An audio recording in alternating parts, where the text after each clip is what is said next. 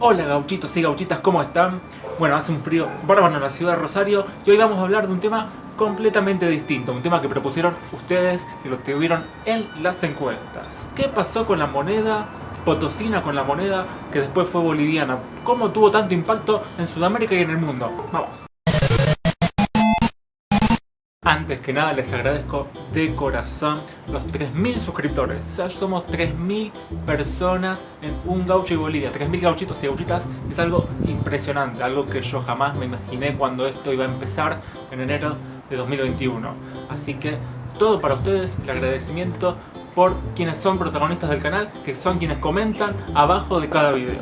Bueno, vamos a empezar con este asunto. La moneda boliviana. Antes de ser moneda boliviana, que fue Bolivia, que se independiza hace 200 años, 1825, fue moneda potosina. ¿Por qué? Porque se producía en las minas de Potosí, las minas de plata de Potosí. Durante un periodo larguísimo, que tuvo que ver más o menos con 3 siglos, 300 años, 1500 a 1800, la plata fue la moneda predominante del mundo. El sistema mercantilista, es decir, la riqueza se basa en la moneda, en el metal, tuvo al principio como protagonista el oro, pero cuando aparecieron las minas de Potosí, eso cambió completamente. España tenía el objetivo, cuando conquistó América, de llevarse toda la riqueza posible, que era justamente toda la plata, todo el metal. Al principio tenían la idea del oro, pero después cuando vieron que la cosa funcionaba con plata, bueno, vamos a manejarnos con la plata. Y así hicieron. Fueron por el lado de Potosí. Es por eso que en el siglo XVI, como muchos de ustedes sabrán, aunque quizás no necesariamente, Potosí llegó a ser una de las ciudades más pobladas del mundo. Su cantidad de habitantes se contaba por cientos de miles de habitantes. Ahora bien, como ustedes sabrán, la plata que tenían que sacar en América, el objetivo era exportarla a Europa. Era uno de los mayores objetivos. Es decir, fortalecer la economía europea, transfiriendo toda la plata que iba desde América hacia Europa. Se sacaba de un lado y se llevaba al otro lado. Es decir, que se utilizaba para toda la economía española, para pagar deudas, que había muchos banqueros en Europa que solventaban guerras, solventaban viajes, solventaban expediciones y muchas cosas más, como por ejemplo los Führer, que quizás lo hayan oído. Sin embargo, en América la cosa no cambiaba mucho. ¿Cómo haces para mantener a tanta gente que se encargaba de sacar el mineral, de proveer los caballos, de proveer las mulas, de proveer el trigo, el cereal? Bueno, acá funcionaba un sistema muy parecido, y aunque generalmente se diga que estaba prohibido el comercio entre distintas regiones de América, bueno, dentro del propio virreinato, que en esa época el virreinato era el lugar donde ejercía el virrey era el segundo del rey, ¿cierto? Era un español que gobernaba en el territorio americano. Bueno, lo que pasa es que en ese momento, si vos tenés un montón de gente a la que gobernás en América, bueno, de alguna forma le tenés que dar de comer.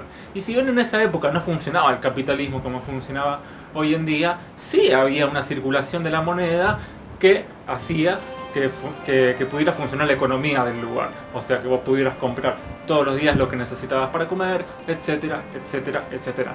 Sí, había mucha gente que vivía en base a la subsistencia, es decir, se producía su propio alimento, se producía su propia vestimenta, su propia vivienda, también eso pasaba. Pero todo ese amplio territorio funcionaba de una manera integral, es decir, que cada región se especializaba en un determinado producto, en una determinada producción. Generalmente tenía que ver con si era ciudad o campo, si era una zona baja, si era una zona alta, si eran productos que ya se conseguían desde antes en esa zona, o si eran cuestiones que se hacían desde hace poquito. Entonces, por ejemplo, ¿qué pasaba en Córdoba? Por ejemplo, Córdoba, donde hoy es Argentina. Bueno, se producían mulas, ¿sí? La producción de mulas era importantísima. No tenías colectivo, no tenías autos, entonces había mulas para el transporte, es decir, el transporte de carga, de productos. Las mulas se producían en Córdoba, se criaban en Córdoba. Entonces, ¿cómo pagabas vos esas mulas? Bueno, con plata de Potosí. Entonces, a partir de esa conexión, por ejemplo con Córdoba, a partir de la conexión con Paraguay, con el norte argentino, donde se producía la yerba mate, que ustedes conocerán que la yerba mate es un producto argentino, paraguayo, etc. Pero esa yerba mate se exportaba a todo el continente. A todo el continente que estaba bajo dominio español se exportaba la yerba. Era más consumida en otras regiones como Perú, como Bolivia, como México, como Panamá, que acá en la propia Argentina.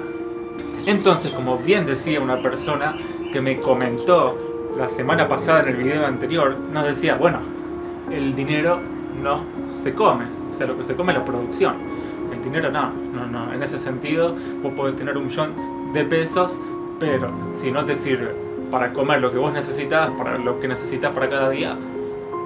Y entonces, ¿qué pasó? En todo el territorio de América se empezó a hacer una telaraña, ¿sí?, de distintas producciones. Acá se produce esto, en Chile se produce lo otro, en Paraguay lo otro, en el norte argentino esto, en Ecuador esto otro, y el centro de todo era Potosí. Potosí, que era donde se producía todo el mineral. Bueno, después si necesitamos esto, vamos a buscarlo a Córdoba. Si necesitamos esto, lo buscamos en Santa Fe y esto otro en Montevideo.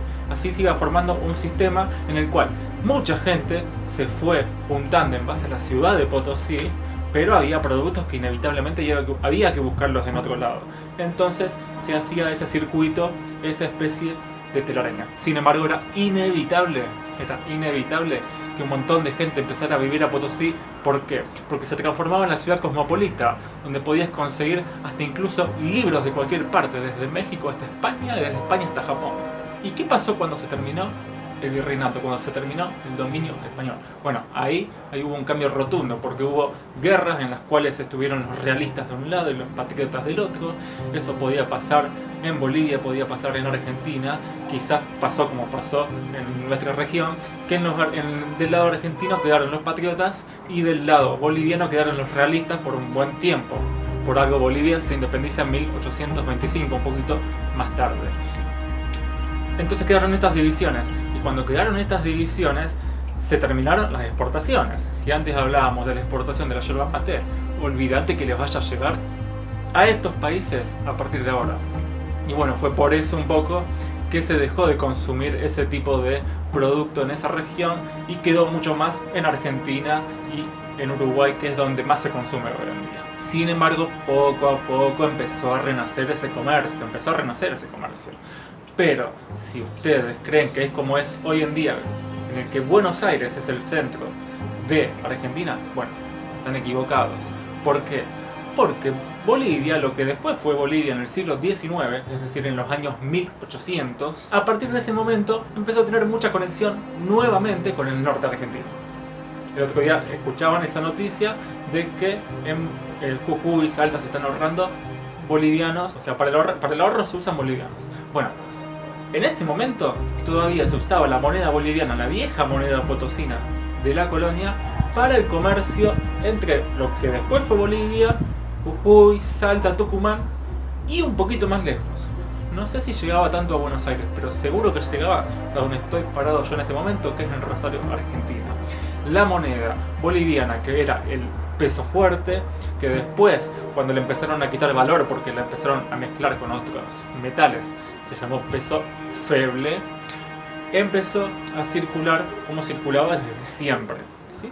Por lo menos por 40 años más, 50 años más, desde 1820 hasta 1870, esa moneda seguía circulando por todo el territorio que hoy corresponde a la Argentina. Y eso queda a entender que todo el norte argentino estaba mucho más dependiente y asociado y ligado a Bolivia y también a una partecita de Chile que a la propia Buenos Aires.